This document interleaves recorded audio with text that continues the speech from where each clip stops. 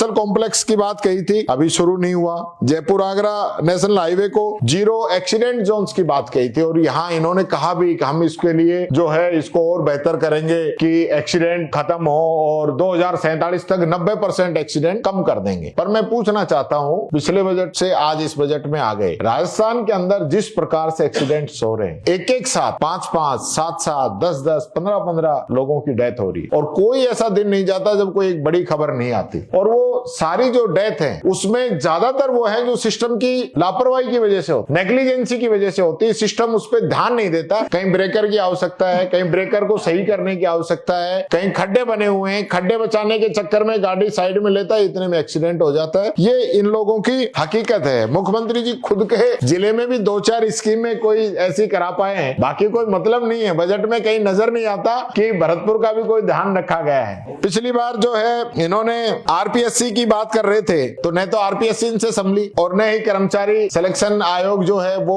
उसके बारे में स्थिति जो है। अब एसटी और बना रहे हैं, स्टेट टेस्टिंग एजेंसी बना रहे हैं, तो वो जब पहले वाली नहीं संभाल रहे तो इसमें कैसे संभालेंगे। आरपीएससी को तो इन लोगों ने भंग करने की भी बात कही थी कि हम इसको भंग करेंगे, तो क्या किया इन लोगों ने। और अभी जो है खुद मुख्यमंत्री जी ने कहा कि हम पेपर लीक पे सख्त कार्रवाई करना चाहते हैं। जब आप सख्त कार्रवाई करना चाहते हैं तो जो ओएमआर सीट का जो घोटाला पकड़ा है वो लोग आज भी काम कर रहे थे। इस सरकार के भी 2 साल के कामकाज में वो शामिल रहे हैं, तो इन 2 साल की जांच क्यों नहीं करा रहे हो। हम तो कह रहे हैं हमारे 5 साल की कराओ और आपके भी पिछले 5 साल की कराओ और इन 2 साल की भी कराओ। इन 12 साल की पूरी सीबीआई जांच करा लो और पता चल जाएगा, दूध का दूध पानी का पानी हो जाएगा कि किस सरकार ने क्या गड़बड़ की है। तो आप डरते क्यों हैं। आप तो बहुत बड़ी बड़ी बातें कर रहे हो ना, आप तो अपने आप को बहुत ये कहते हो कि हम तो युवाओं के हित की बात कर रहे हैं, तो फिर आप करिए ना, कौन मना कर रहा है। आप घोषणा करिए कि हम 12 साल की सीबीआई जांच कराएंगे, उसका कोई जिक्र नहीं। इसी प्रकार से जो स्कूलों की हम बात करें, 41,000 से अधिक स्कूल खराब हैं और बजट में घोषणा कर रहे हैं 2,500 स्कूलों को ठीक कराने की।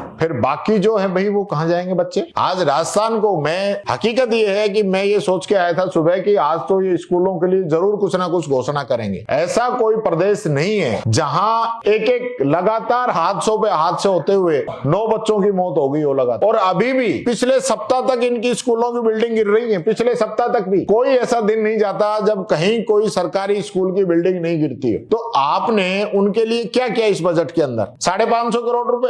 तो 550 करोड़ में राजस्थान के स्कूल ठीक हो जाएंगे, कोई मतलब नहीं है। न शिक्षा पे कोई ध्यान है। चिकित्सा की हालत यह है कि जो हमने चिरंजीवी बीमा योजना शुरू की, ऐतिहासिक काम, आज उस योजना का भुगतान रोक रोक के लगभग जो है हॉस्पिटल इससे निकल गए हैं। और मुख्यमंत्री जी बयान देते घूम रहे हैं, च्यवनप्राश खा गए, 75 डब्बे दे दिए। अब वो कौन सी योजना में, हमें तो पता नहीं। जिस योजना की बात कर रहे हैं उसमें च्यवनप्राश भी मिलता है क्या। ये च्यवनप्राश मैं समझता हूं पहले तो मुख्यमंत्री जी को च्यवनप्राश की जरूरत है, थोड़ा खाएं और खुद का भी थोड़ा जो है ज्ञान बढ़ाएं, जिससे कि राजस्थान का कुछ विकास हो। अभी इन्होंने बात करी है मनोचिकित्सक की, जो आत्महत्या लगातार बढ़ती जा रही है। यानी पहले तो सरकार को अपना खुद का मेंटल हेल्थ चेकअप कराना चाहिए कि सरकार किस स्थिति में है, सरकार के अंदर जो मंत्री हैं उनकी क्या स्थिति है, वो निर्णय किस स्थिति के अंदर ले रहे हैं। आज इस सरकार के निर्णयों की वजह से लोग सुसाइड कर रहे हैं। सरकारी कर्मचारी जो सुसाइड कर रहे हैं या आम जो पब्लिक सुसाइड कर रही है, उनको, पब्लिक को मेंटल हेल्थ की जरूरत नहीं है, इस सरकार को मेंटल हेल्थ की जरूरत है कि इनकी मेंटल हेल्थ ठीक होगी तो जनता के हित के निर्णय होंगे